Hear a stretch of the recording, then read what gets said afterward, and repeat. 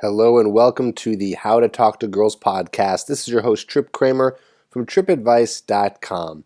And on today's episode, we have an interview with Vince Kelvin. This man has been teaching guys how to meet women for, well over 2 decades at this point, and he's very successful at that. So what I did today is I interviewed him and I picked his brain on some of the core mental frames that can help you in terms of attracting more women. So basically, 3 really key mindsets that you need to have. Also, I can say these are 3 key reframes. This is a way of reframing your thinking in a different way that most guys don't think in order to become a more attractive man and in order to really look at dating in a different way that's going to help you become more successful. And of course, if you have no idea what the hell I'm even talking about right now, don't worry, this is all going to be explained when I interview Vince. It's coming up here in just a second.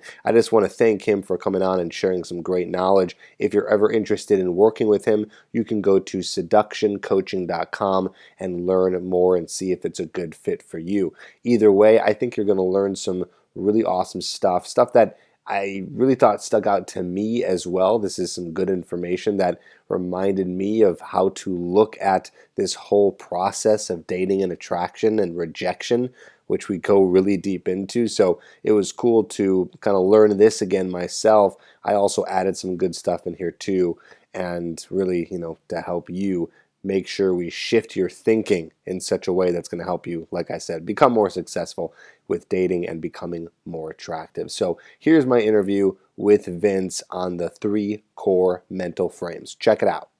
Hey Vince, how you doing, man? Hey, doing fantastic. Thanks for having me on. Yes, absolutely. Vince, I'm excited to have you on today. Vince is from seductioncoaching.com. He's been coaching since 1995. Is that correct? I wasn't coaching back then, but I was already full force into pickup and seduction. We didn't call it that at the time. I have footage on YouTube. I was touring with a band in Europe, and the footage is hilarious because there are people that were filming and that keep on saying, "There he goes at it again. Where is Vince? Oh, he's talking to another girl." And that was in 1995, but it was not officially structured, nor was I coaching back then. The coaching came in the early 90s, mid 90s. Got it. Okay, you mean the late 90s, the late 90s. No, around 94, 95. Oh, okay. Okay, got it. So, wow, you've been doing coaching since then. And how did you get started into coaching? What's kind of your little background story of, so guys can know more about you and how you got into this? Well, initially I was teaching music, and from music it went into teaching self-esteem to kids. And from there, I started to teach a variety of classes for the Greater Los Angeles community colleges: improvisation, self-hypnosis, meditation, public speaking.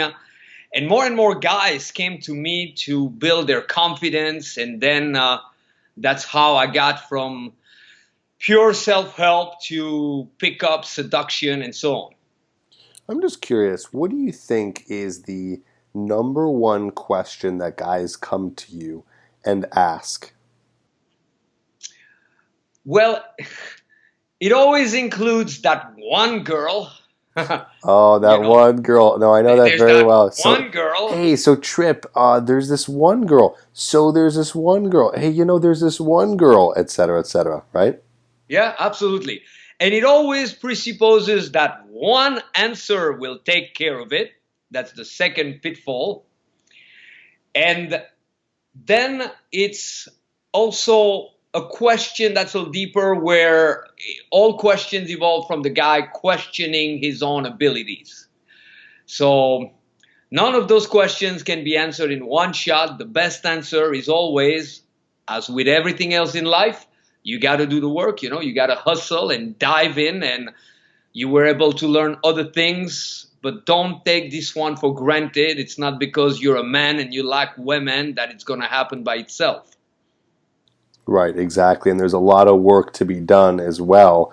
And I think what we're going to be going over today in terms of these frames that you're talking about will definitely help guys no matter what situation they're in. Whether there's a situation with a girl, whether they're just beginning. I mean, these are things that even I'm excited to hear from you because they're great reminders to know of in terms of looking at the world in a different way so you're able to have the correct mindset that will truly attract women. Am I right? Yeah, absolutely. Foundational frames, as I call them, are everything because if you plan to see it on concrete, it's not going to go far. So it needs to start from the right place at the core. Absolutely. Now, before we get into it, maybe you can define or explain what a frame is, because someone might be listening and they're not really sure what we mean by a frame. So, can you help define what a frame is?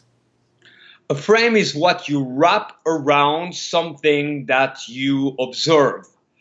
Same thing with a painting, you could put a crappy frame around a nice painting. It comes across differently than if you put solid gold all around it. So it's not that the idea is in itself what we think it is. It's what frame we put it into that will really affect the person.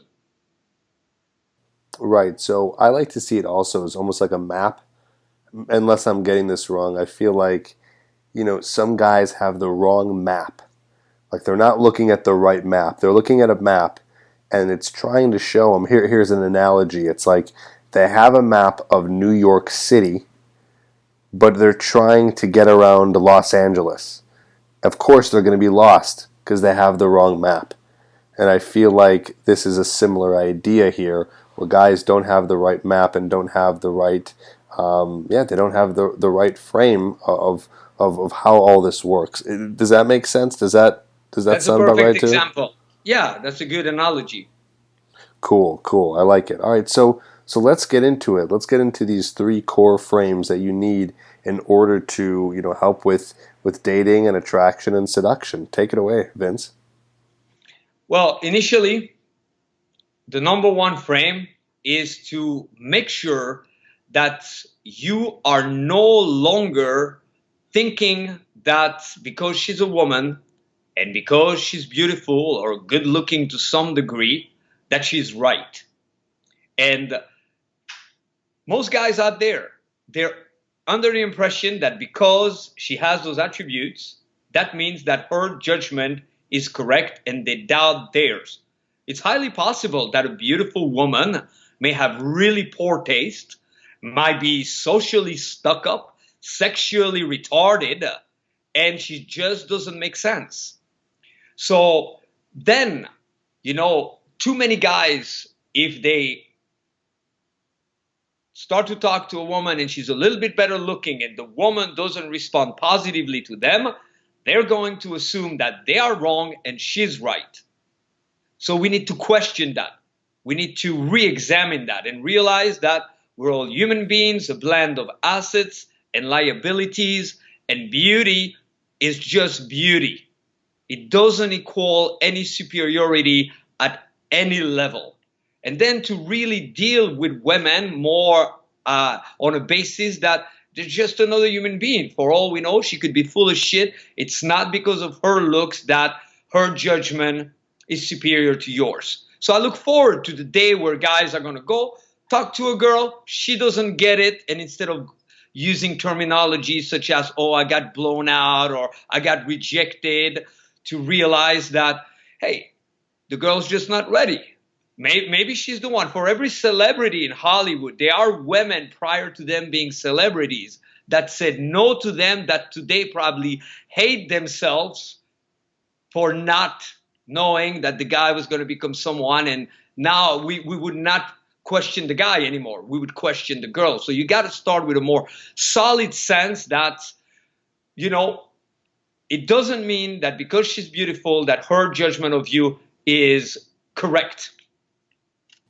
It's like the idea of putting a woman on a pedestal, which is the more pop culture version, I think, of what you're saying. A lot of people say, oh, stop putting women on a pedestal. And I think that means exactly what you just said.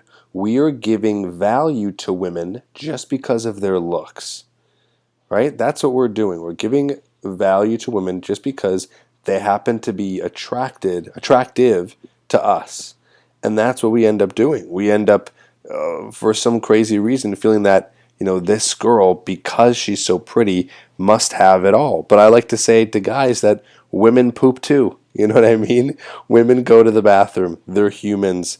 They are just like you and I. She was born with good looks. She did not create that. Sure, maybe she worked out or she put some makeup on to look better, but at the end of the day, she was born. So you can't give value to something just because she was born. There's more to her than that.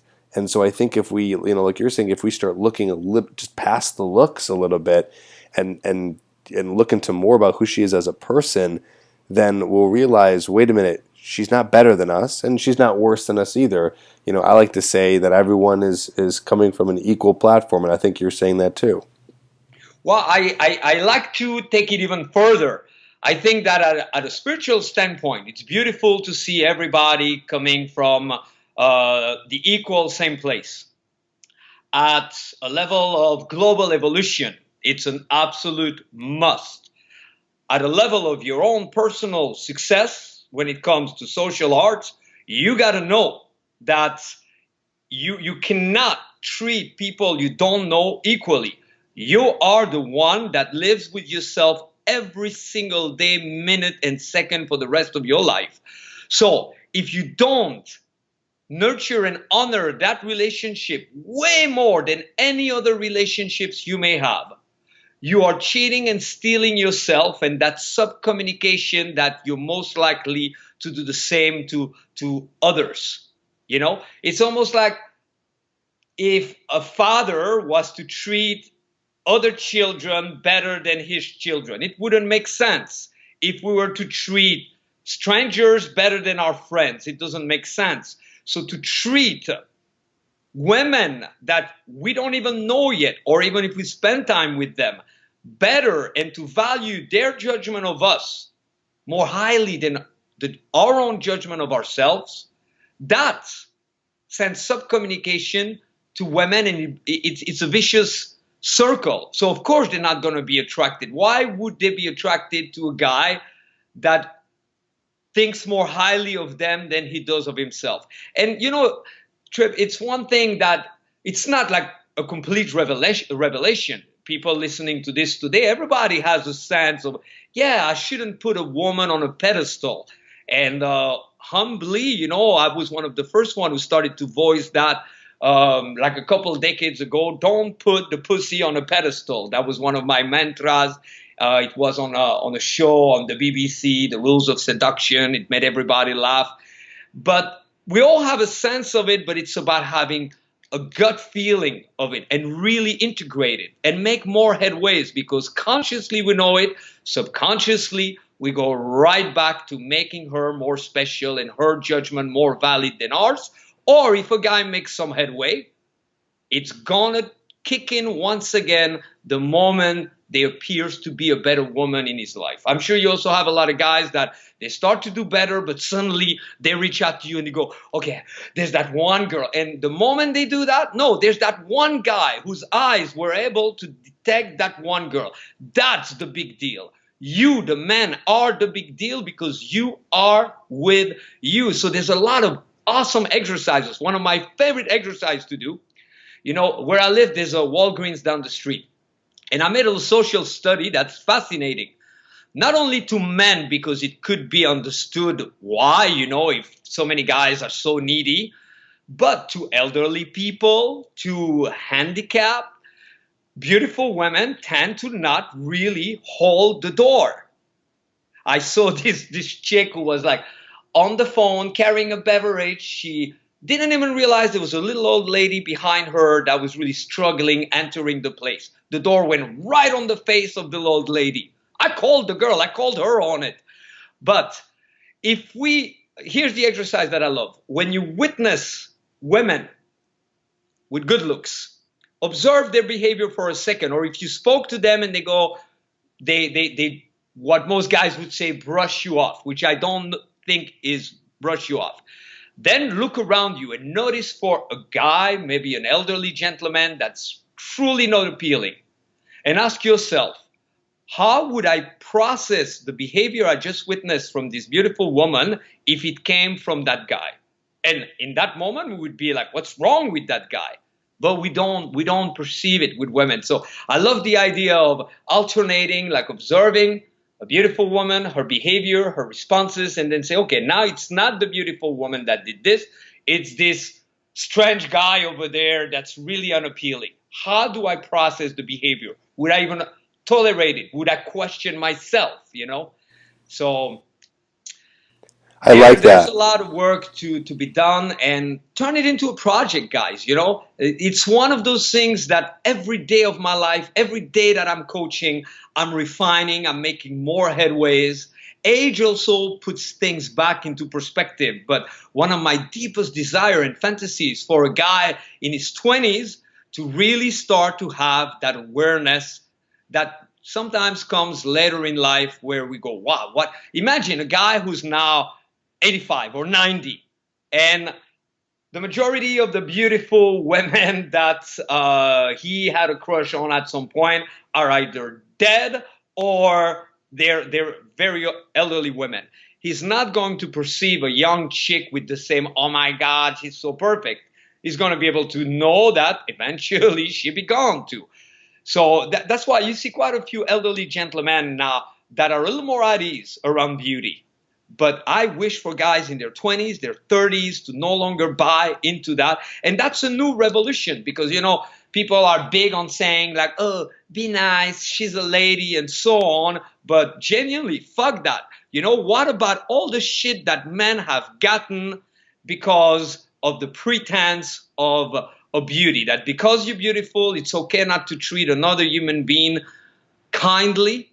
So it's a little bit of an unseen spot that we dig deeper into, and I encourage everybody who has a little sense. We hear a lot of guys also, they do okay, so they go, oh, I don't really have a problem. But to know that you can go beyond having a problem into really having that sense of freedom, and you have it the day you speak to a little old lady, you speak to a buddy, you speak to a stranger, you speak to a homeless person, and then you speak to a beautiful woman, and there's no difference. You don't try to be more cool with the beautiful girl. You don't change your behavior. That day, you have it. Until then, keep on hustling, keep on pressing forward to eradicate that false sense that she's the judge, and if she doesn't like you, then something is wrong with you. I like that. I think that is the answer to the question of how do I be myself. That's a very popular piece of advice that a lot of guys get from non-dating coaches is, oh, don't worry about it, just be yourself. They would say, how do I get this girl? How do I attract this girl? Oh, just be yourself. And I used to think that was the worst advice, but now I'm kind of switching my mindset on it, and I think it's actually good advice because I don't think that guys are actually being themselves. And so we as dating coaches have to teach them how to tap into being themselves, and you just gave that advice. Basically, like you said, treating every single person like they're your equal, in the sense of you're going to treat a guy the same way, an old lady the same way, a hot girl the same way, your parents the same way. You're going to treat them as you would anybody else. That is being yourself. And I think there's something confident about that, which therefore makes you more attractive because you're not being too needy, or you're not kissing up to her, you're not treating her all fragile just because she has beauty.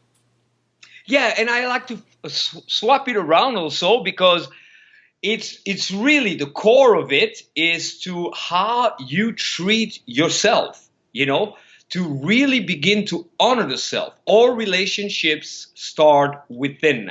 And for most, their inner relationship, we function through life, but if anybody will stop for a day and pay attention to how they relate with themselves, oftentimes the majority of the thoughts are critical, doubt, demeanor, and for some, of course, we look at drastic examples of that. Like a lot of guys go, oh, no, I have no problem talking to girls because their idea of having a problem is the guy who's paralyzed and running away.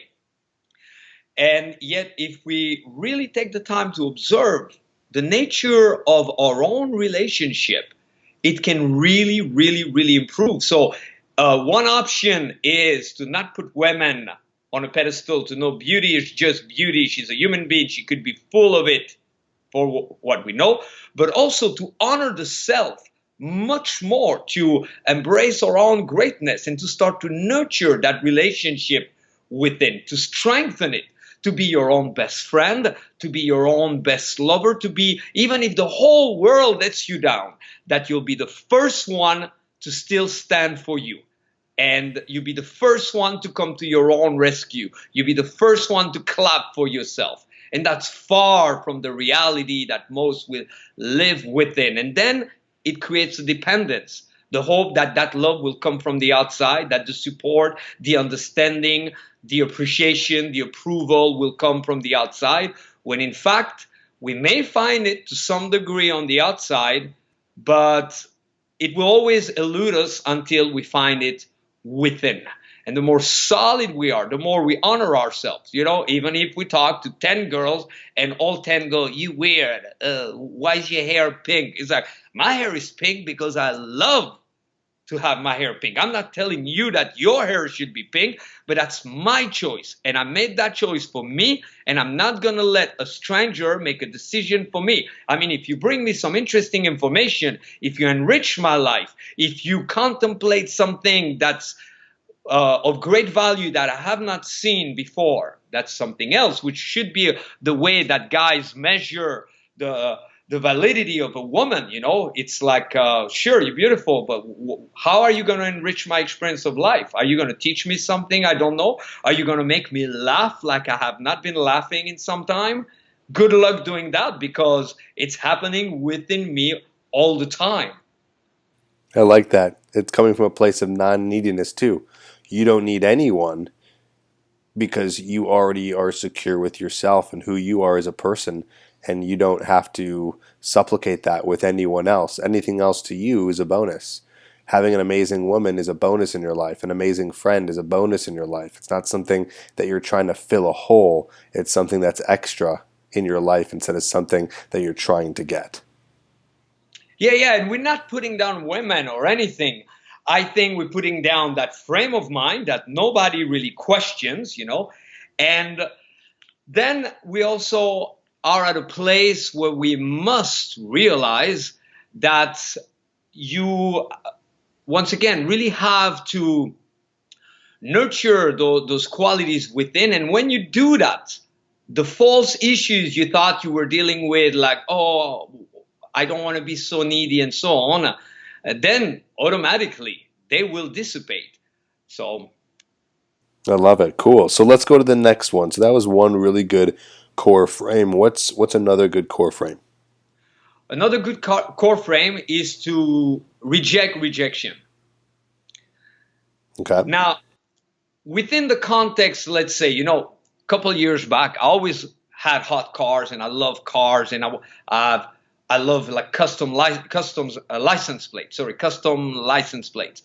And I petitioned the Department of Motor and Vehicle for one that would say power, PWR, FU star K. Power, FU star K. And they didn't detect it. It went through the system, and it almost went through until they said, no. We cannot have that. So within that context, the Department of Motor and Vehicle is an authority. We can violate, there will be consequences, but they have the right to accept or reject because they are the authority at that level. Okay? At a social level, the concept of rejection is a misconception, because in order for somebody to be rejected, there needs to be a source, an authority. So it's not a real word, but there's the rejectee and the rejector. So at a social level, there are no rules. There are no authorities. No one is the police of good looks or anything like this. So you ask anyone who's studied, a professor who specializes in linguistics, they would agree that in that context, the word rejection does not apply. It's a misconception. It is an opinion, and it is up to you to either validate or dismiss that opinion. Now, here's the big challenge. If a guy still, you take any sane human being and you say, okay, you can be accepted or you can be rejected. Any sane human being will slow down the process because they're not going to want to have the experience of rejection.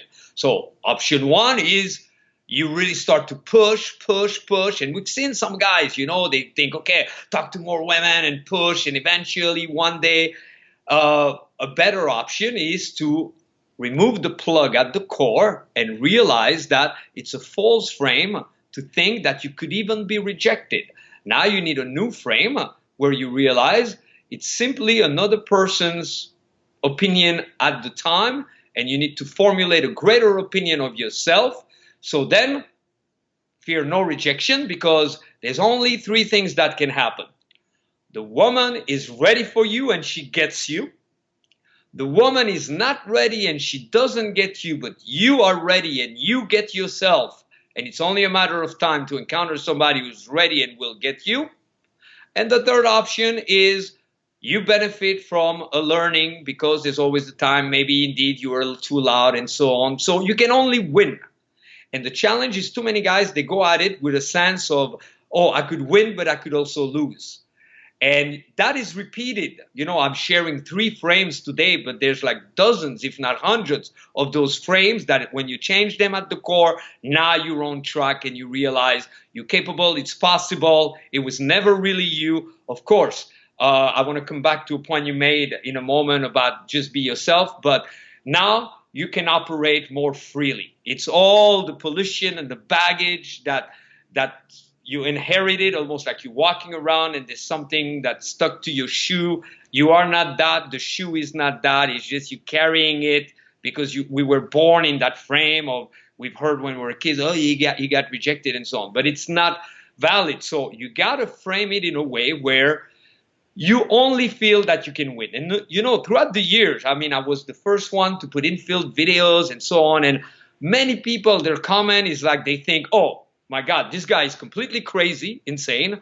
Oh, wow, this guy's got balls. Now, many women say that I have delicious testicles, but I don't come from courage. I come from a place of, I structure it in my head in a way that allows me to freely operate. Because I, at no point, feel that I could possibly lose. I can only win. I only enrich myself. I only grow. Every woman, every interaction serves me.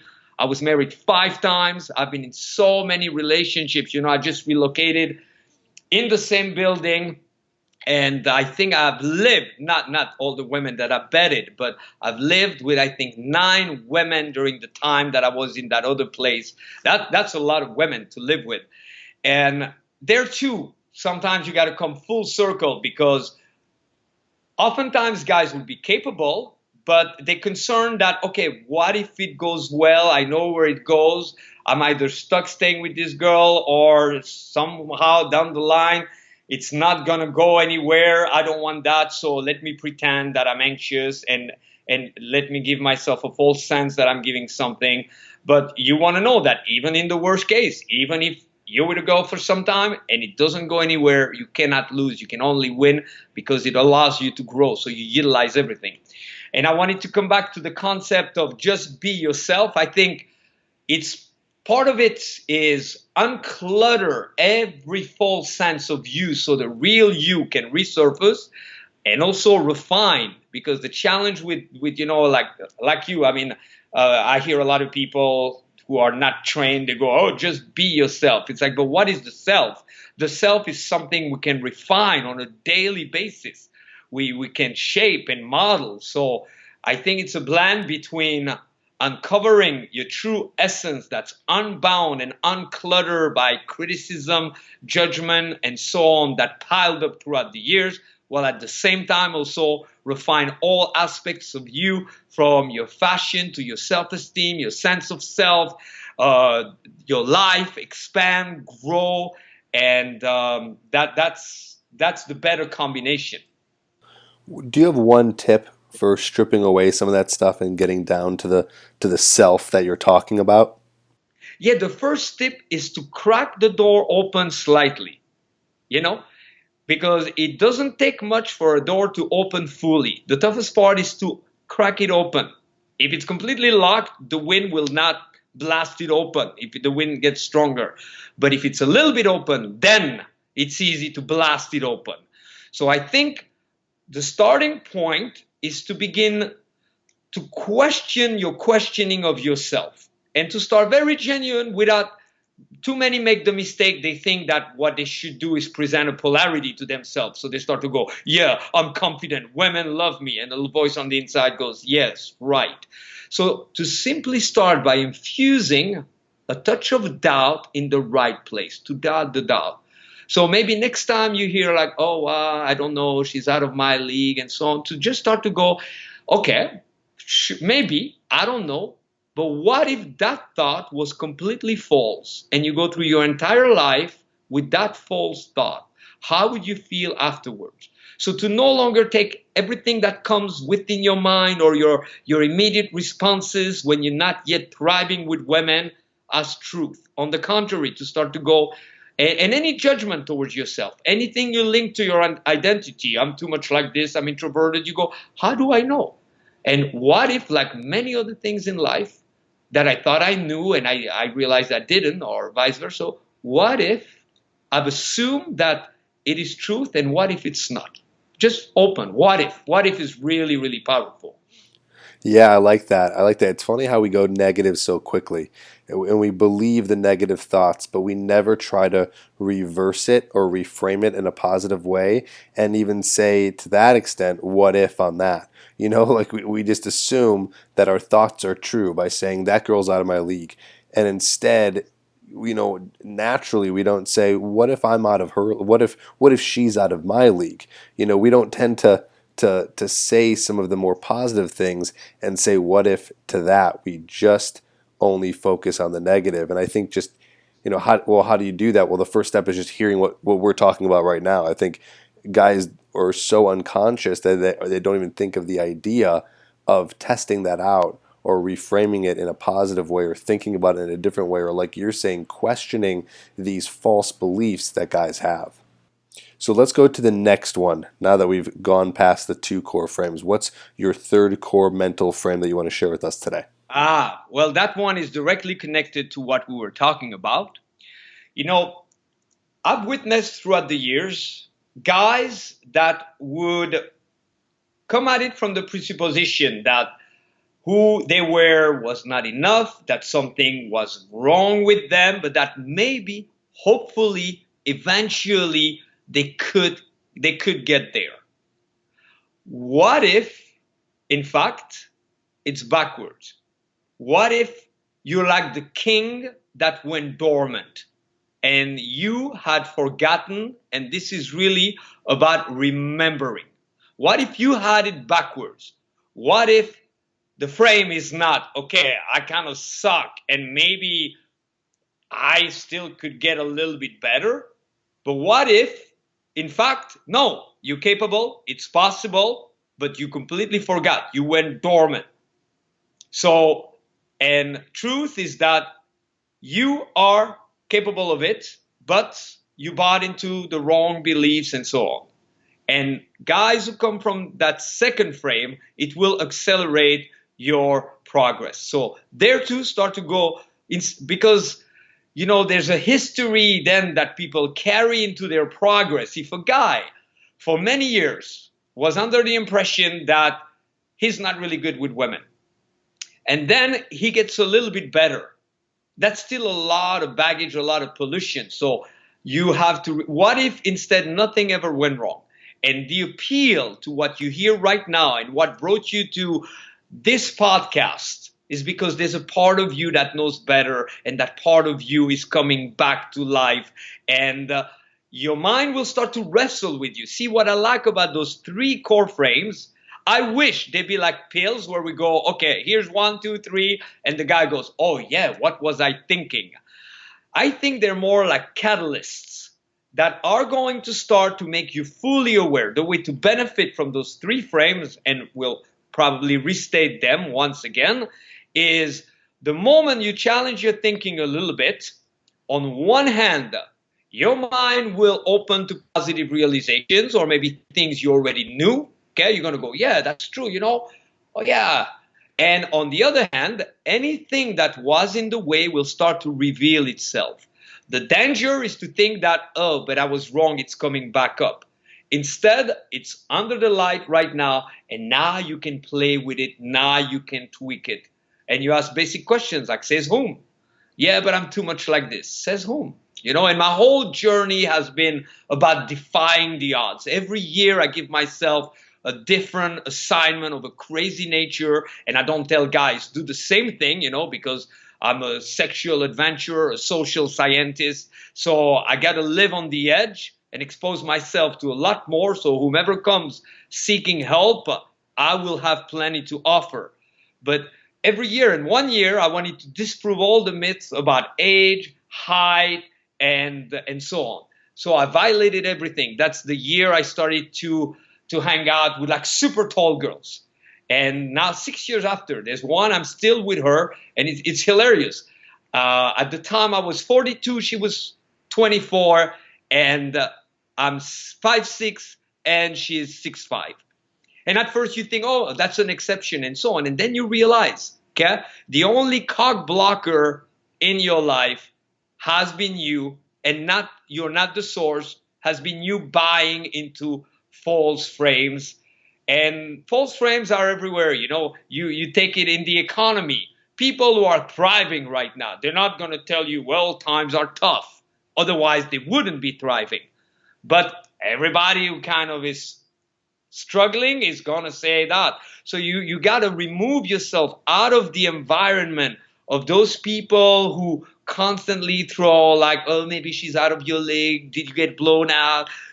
Did she call you or she didn't call you, and any of that? And surround yourself by people whose mindset is really different, such as the podcast and so on. I like that. So what do you think is one tip on how to do that? State it again. I didn't register that question. Forgive me. What is one tip on how to do that? Like what's a piece of advice on how to be able to do that and to surround yourself by people who are not into those negative frames? Okay, first you got to realize how bad you want it.